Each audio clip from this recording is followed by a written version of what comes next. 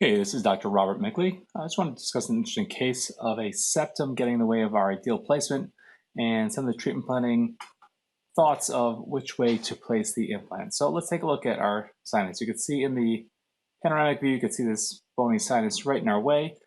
You can look at a cross section of it and in 3D as well. But the way to best appreciate what I find is with the segmentation option we have in Blue Sky Plan. If you're not familiar with it yet, it's one of the best add-ons in a long time for the software, which is phenomenal to begin with. But if you just open up the Model Master and click on the segmentation button, right with a click of a button, it'll segment and does an incredible job of it. So once we have this area segmented, we could really appreciate how big and large that bony septum is and see the difficulties in which way we're going to be able to lift this. So the way I see it, we have two options. We can either go mesial to that septum or distal to that septum. I've got pros and cons with both options. I've got a tooth lined up here to see our restorability is obviously going to play a big part in which way this is going to go. And surgically, what are going to be our challenges in this area?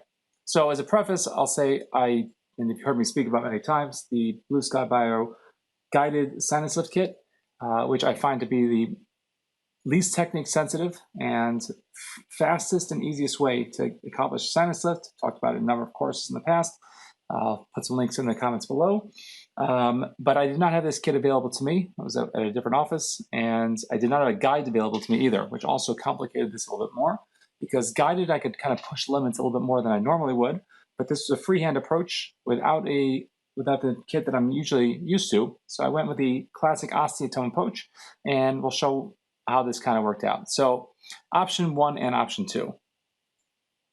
So let's talk about option one. Option one is to go into the mesial aspect of the septum. And we see our restorability in that area is good. We're getting the central fossa. We'll have a tight connection to that tooth mesial to it and be able to close that contact up nicely. Everything we're looking for. But a couple of drawbacks. One is we're really close to this palatal root, much closer than I'd like to be. And if you're going to freehand a case like this, when it's going to bounce off of the sinus, it's generally going to push a little bit more in that direction. So the likelihood of me being precise enough freehand, especially in the placement, is going to be very, very challenging. And a sinus lift issue, if you look at how the sinus is going to lift and understanding how the sinus does lift, let's look at it from this angle right here.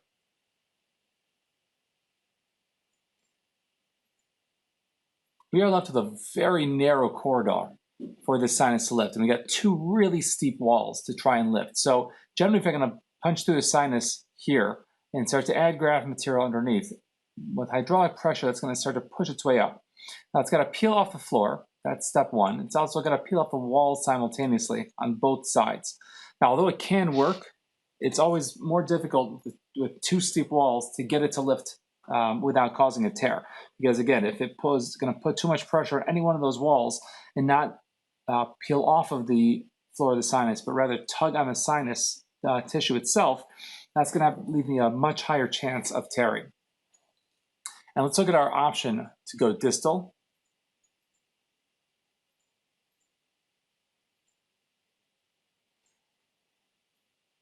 So here's what distal would look like. So we're coming in definitely from a more distal aspect of that tooth than I would like.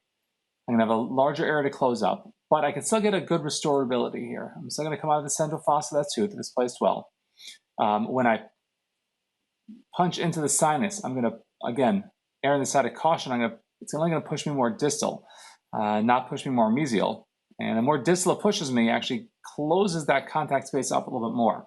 It's not going to leave me with a too wide an area. I'll be able to close that area up pretty nicely.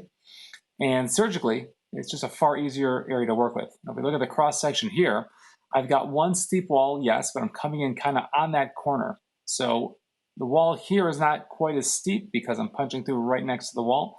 And the wall here is going to be flat. So as I press up here and the hydraulic pressure I usually like to put PRF or collagen first, let that soak with blood, and then I'll slowly start to push graft material up.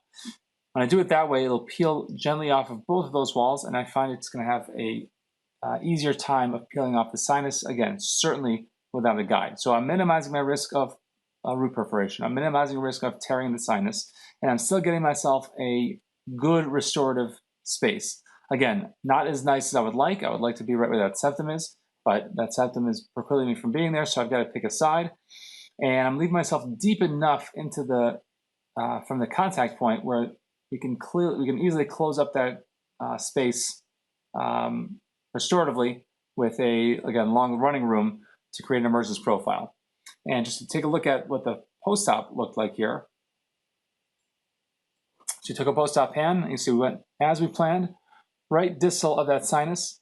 We got the graft material up here. You can see the collagen I placed first, and then some of the allograft mixed with autograft taken from the sinus, taken from the crest of the bone itself, packed into that area, gently lifting up. And again, doing this with osteotomes very gently. And it took me a lot longer than it normally would without that Blue Sky Bio guided sinus lift kit. But again, the principles of the sinus lift are still the same, and will still accomplish the same results, although be it much more technique sensitive. So again, just a way to how to manage and how to treatment plan an area with septum right in your space of where you want to work with, and just how I was able to manage a case like this. All right, thanks so much, and we'll talk soon.